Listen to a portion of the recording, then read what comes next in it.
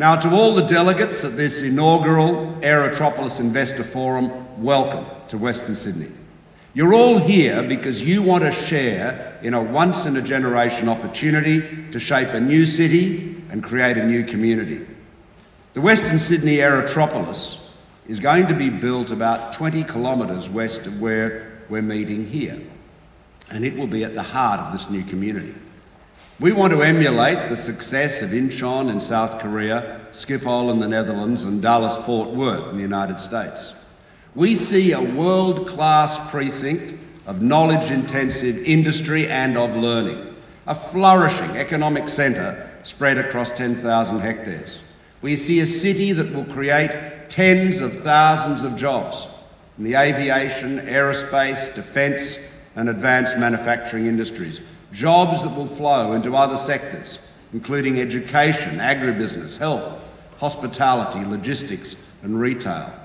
And we see new homes for individuals and families drawn initially by the employment and education opportunities, but who will be entranced and stay for the lifestyle. None of this would be possible without the enormous government investment in the future of Western Sydney. Already, nearly $20 billion has been committed for transport, health and education infrastructure across the region. The biggest single investment is, of course, the Commonwealth Government's, the federal government's $5.3 billion commitment to build the Western Sydney Airport, a world-class domestic and international airport that will open in 2026. Without the airport, you don't obviously have an Aerotropolis. And without the airport and the city-shaping infrastructure that supports it, you don't have the 200,000 jobs forecast to be created in Western Sydney in the next 20 years. With the New South Wales Government, we're also investing $3.6 billion in the roads that will support the airport, the Aerotropolis and the communities that will grow around them. And in March, we signed the Western Sydney City Deal with the New South Wales Government and 8 local councils represented here today. The City Deal is a game changer. Now, I'm not sure how many of our international guests come from countries that are federations, but this is a big deal. The whole concept of city deals is a big deal. For the first time, all 3 levels of government will be united in a common purpose: to make Western Sydney one of the best places to live and work in Australia. You see, historically, in our country, and I suspect in other federations as well, national governments, state governments, local governments have often been heading in broadly the same direction, but too often they've been a little bit like ships passing in the night, and there's been a lack of coordination and collaboration. The City Deal process changes all of that. It ensures that we sit down and we agree on what we want to do, and then we make sure that everything we do supports those shared goals. It's a big, very, very big change. My father-in-law would describe it as a penetrating glimpse of the obvious, but it hasn't been apparent or very evident for a very long time in our history of our Commonwealth. So we want to work with the community to build the Western Parkland City, a city where quality of life is put at the centre of every development and where the necessary infrastructure is planned and delivered in advance. Think about that, we're putting the infrastructure in advance. What a revolution, and not retrofitted only when growing pains emerge, which has been the practice for too long. And yes, this new Western Parkland City will be an economic powerhouse, but it will also be green, it will be livable, with convenient access to employment, recreation and education. It's a new city, and it's a 30-minute city. Now, the City Deal commits the state and federal governments jointly to fund and build the north-south rail line that will connect the airport and the Aerotropolis to the existing network in time for the opening of the airport.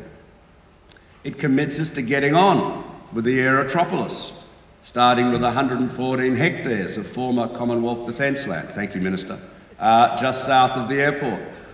Now, how do we know that this public commitment will attract private sector interest and investment? Well, look around you. Look at this. William Inglis and Son has invested $140 million in this hugely impressive riverside stables complex here in Liverpool, including the five-star William Inglis Hotel, which opened in January. Now, William Inglis was always going to be pressed to move out of its Newmarket stables in Randwick, in Sydney's east, where it had been trading bloodstock for more than 100 years, as the suburb and the city grew into denser development around it. And the location next to the Warwick Farm racecourse was, in some senses, a no-brainer. But the chief executive, Mark Webster, says what gave the company the confidence to take a chance and go all out with the investment in the hotel and the convention facilities was the Commonwealth Government's commitment to the Western Sydney Airport. Thoroughbred auctioneers need to be close to transport, so the yearlings, weanlings and broodmares that go under the hammer in this very room can be moved in and out across the nation, around the world with a minimum of fuss. Suddenly, the Riverside stables were going to be right between two airports, about 30 minutes from Sydney's airport at Mascot and just 20 minutes from the new Western Sydney Airport. So Mark saw the potential of Western Sydney, and so clearly do others.